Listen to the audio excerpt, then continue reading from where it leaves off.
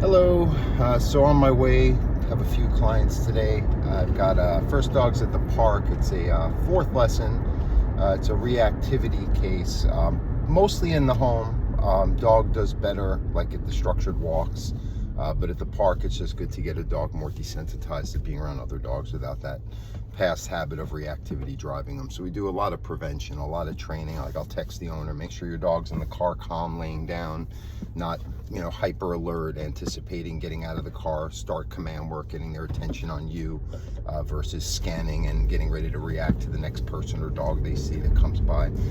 So all of that's, again, once you start a plan to rehabilitate your dog's issues, you really want to be diligent and consistent. And once you get some initial control and development of commands, and what does that mean?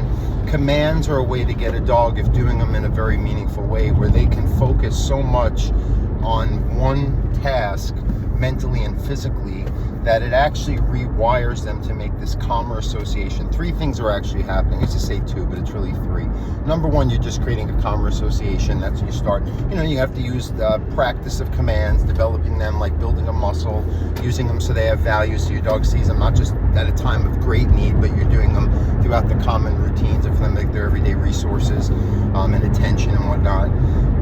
So that's number one, making a calmer association to replace this just overload, overreactive, overstimulated one. The other part of it, the second, is the dog is now calm enough and sensory organized enough where they can be conscious and just process what's around them. Oh, it's just a dog, instead of I'm going to react because that's what I've learned, and if I freak out it goes away and we're safe, and the owner does the same, and I'm protecting everyone and myself and whatnot.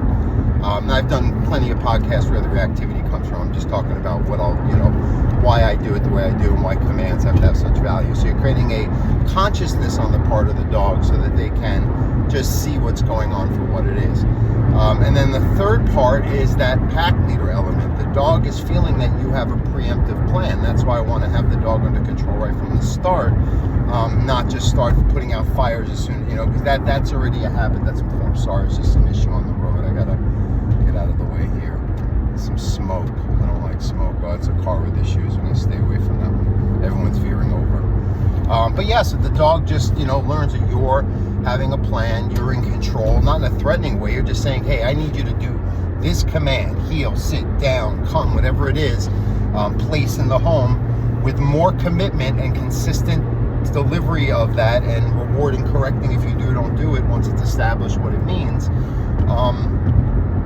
That, of course, it makes sense as a human that you're giving me my job and you've been practicing this, so that focus is more normalized when given commands.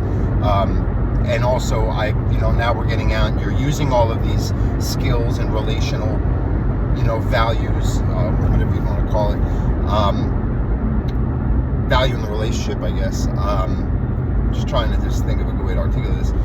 That now it makes sense why we can do this at the park, right? That's what started this whole sidebar.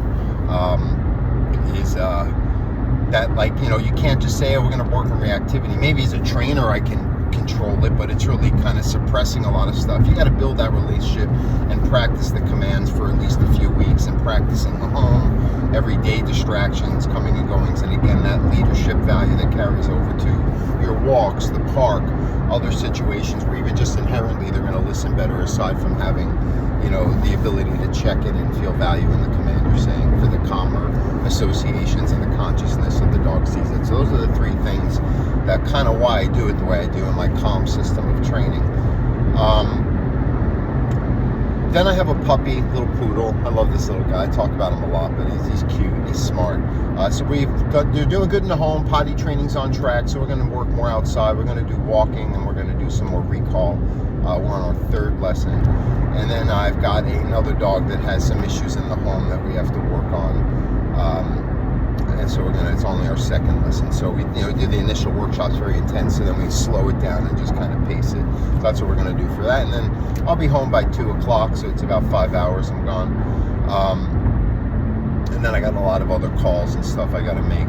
Now that the holiday's over, I got to catch up on some of that stuff. So anyway, that's it. Figured I'd go into a little sidebar about explaining why I do this the way I do, and why I hold such value in commands, and why I make you do it and not repeat it and follow through and bring the dog back to where you told him to and face the same direction, because commands are all you have.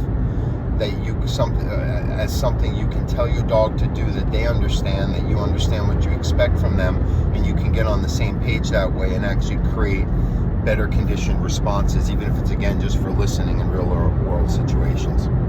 Okay, Happy New Year.